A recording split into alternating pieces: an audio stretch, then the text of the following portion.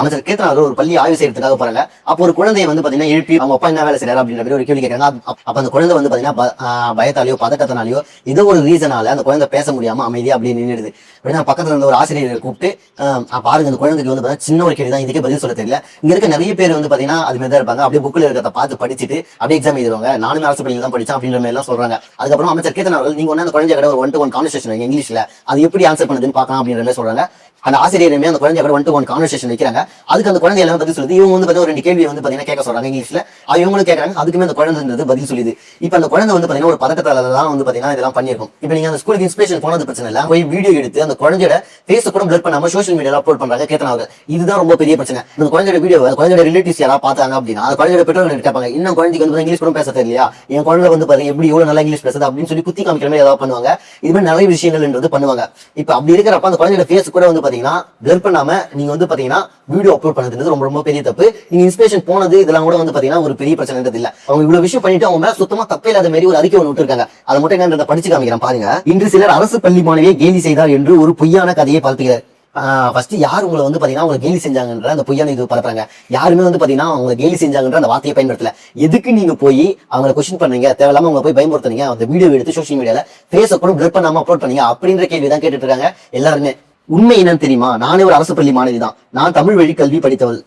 உங்களை யாராவது கேட்டாங்களா நீங்க என்ன படிச்சீங்க, நீங்க அரசு பள்ளி தான் படிச்சீங்களா இல்லைன்னு யாராவது கேட்டாங்களா? இன்றைய ஆங்கிலத்தை வைத்து என்னை கேலி செய்கிறார்கள். உண்மையில் என்னை மட்டுமல்ல, என்னை போன்ற அரசு பள்ளி மாணவர்களையும் தமிழ் வழியில் படிக்கும் லட்சக்கணக்கான குழந்தைகளையும் கேலி செய்கிறார்கள். யாரும் அரசு பள்ளி மாணவர்களை கேலி செய்யல. நீங்க தான் வந்து பாத்தீங்கன்னா அரசு பள்ளி மாணவர்களை அலட்சியமா நினைச்சிட்டு போய் அது மாதிரியான கேள்விகள் கேட்டு உங்களோட பப்ளிசிட்டின்ற அந்த ஒரே ஒரு விஷயத்துக்காக இது எல்லாம் பண்ணிருந்தீங்க. நான் பள்ளியில் கணிதம், அறிவியல், சமூக அறிவியல் அனைத்தும் தமிழில் தான் படித்தேன். எனக்கு 2 மொழியாக ஸ்பானிஷ் படிக்கும் வாய்ப்பு உயர்தர தனியார் பள்ளியில் படிக்கும் வசதி இல்லை. கார்பரேட் உலகத்திற்கு சென்ற பொழுது ஆங்கிலத்தை தடுமாறினேன், தவறுகள் செய்தேன், கற்றுக்கொண்டேன், இன்னும் கற்றுக்கொண்டே இருக்கிறேன். அதில் எனக்கு எந்த வெக்கமும் இல்லை. இன்று என்னை ஆங்கிலத்திற்காக இணையத்தில் கூட்டமாக கேலி செய்கிறவர்கள் நாளை அதே போல் ஆங்கிலத்தில் தடுமாறும் ஒரு அரசு பள்ளி மாணவியையும் ஒரு தமிழ் வழி மாணவியையும் இதே போல அவமானப்படுத்த மாட்டார்கள் என்று யார் உறுதி தர முடியும்? இப்போ ஒரு சில வீடியோஸ்ல நான் வந்து பாத்தீங்கன்னா பாத்துட்டு இருக்கேன். இவங்களை வந்து பாத்தீங்கன்னா அந்த இங்கிலீஷ் வந்து பாத்தீங்கன்னா தப்பா பேசுற மாதிரி ஒரு சிலர் வந்து பாத்தீங்கன்னா பேசியிருந்தாங்க. நீங்க அந்த குழந்தைகிட்ட கேட்கறீங்கல்ல இங்கிலீஷ் வந்து பாத்தீங்கன்னா இது பண்ணாங்க. அதே மாதிரி தான் வந்து பாத்தீங்கன்னா அவங்களும் உங்களுக்கு இங்கிலீஷ் தெரியுதான்றதுக்காக நீங்களே தப்பா தானே பேசுறீங்க. அப்புறம் எதுக்கு நீங்க வந்து பாத்தீங்கன்னா அந்த குழந்தைகிட்ட வந்து பயன்படுத்துற மாதிரி இது பண்ணீங்க அப்படின்ற ஒரு நோக்கத்துல தான் கேட்டிருப்பேன். அடுத்தது ஒரு அரசு பள்ளி மாணவன் உலக மேடையில் இருக்க வேண்டும். ஒரு தமிழ் வழி மாணவி எந்த மேடையிலும் தலை நிமிர்ந்து பேச வேண்டும். அதற்கான சூழலை உருவாக்குவதே எனது நோக்கம். உங்களுக்கு அதெல்லாம் நோக்கம் இல்ல, உங்களுக்கு வந்து பப்ளிசிட்டின்ற அந்த ஒரு விஷயம் தான் நோக்கம். உங்களுக்கு உண்மையிலே அதுதான் நோக்கமா இருந்தா போய் அந்த ஹெட்மாஸ்டர் கிட்ட வந்து பாத்தீங்கன்னா பேசிருக்கீங்க. இப்ப அந்த குழந்தை வந்து பாத்தீங்கன்னா இங்கிலீஷ் பேசுறதுக்கே வந்து பாத்தீங்கன்னா ரொம்ப பயப்படுது. இதுக்கு நீங்க வந்து பாத்தீங்கன்னா என்ன ஆக்ஷன் வேணாலும் எடுங்க, என்ன வேணாலும் பண்ணுங்க, அதுக்கு நான் உங்களுக்கு வந்து பாத்தீங்கன்னா பக்கபலமா இருக்கேன், உங்களுக்கு உறுதுணையா நான் உங்களுக்கு பக்கபலமா இருக்கேன், உறுதுணையா இருக்கேன் அப்படின்ற வார்த்தை தான் நீங்க வந்து பாத்தீங்கன்னா சொல்லியிருப்பீங்களே தவிர அதை விட்டுட்டு அந்த வீடியோ எடுத்து அந்த குழந்தையோட ஃபேஸ் கூட பிளர் பண்ணாம சோஷியல் மீடியால அப்லோட் பண்ணியிருக்க மாட்டீங்க. என்னை விமர்சனங்கள், என் பணியை கேள்வி கேளுங்கள், ஆனால் ஒரு தலைமுறையின் தன்னம்பிக்கையை கேள்வி செய்யாதீர்கள். ஃபர்ஸ்ட் அந்த குழந்தையை யார் கேள்வி செய்யறாங்க? உங்களை தான் வந்து பாத்தீங்கன்னா எல்லாருமே எதுக்காக அந்த குழந்தைய போய் அது மாதிரி கேள்வி கேட்டீங்க அப்படின்னு கேட்டுட்டு இருக்காங்க. மேலும் பரப்பப்படும் அந்த வீடியோ நான் எடுக்கவில்லை, அது ஊடகங்கள் எடுத்த காட்சி. நான் யாரையும் படம் எடுக்கவில்லை. ஊடகங்கள் செய்தி சேகரிப்பது அவர்களின் பணி. உண்மையை அறிய விரும்பினால் அவர்களிடமே கேளுங்கள். சரி, நீங்க சொல்ற மாதிரியே ஊடகங்கள் தான் வீடியோ எடுத்தாங்க.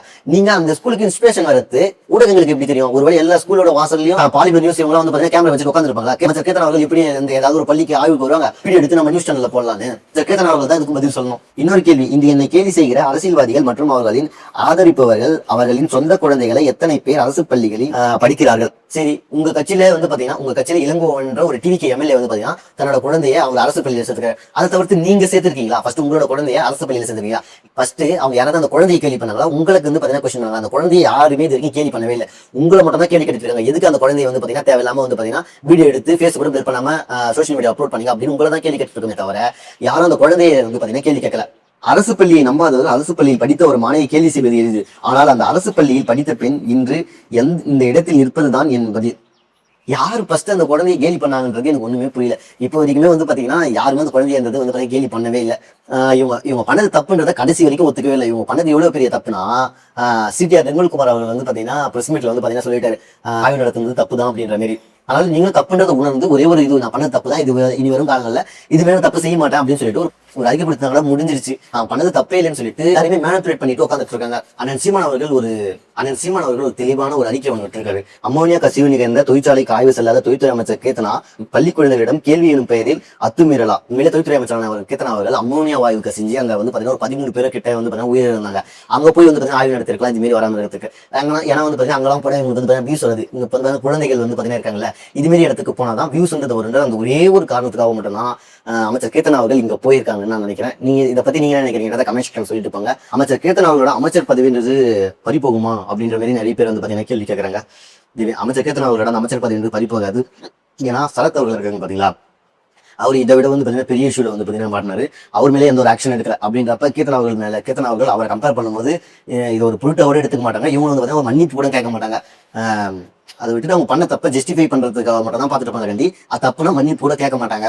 அதனால அமைச்சர் பதவின்றது இல்லை, ஒரு சின்னதா ஒரு வார்னிங் கூட வந்து பாத்தீங்கன்னா உங்களுக்கு இவங்க மேல சின்னதா ஒரு கூப்பிட்டு இது மாதிரி பண்ணாதீங்கன்னு கூட யாரும் சொல்ல மாட்டாங்கன்னு தான் நினைக்கிறேன். பொறுத்து வந்து பார்க்கலாம் என்ன பண்றாங்கன்னு.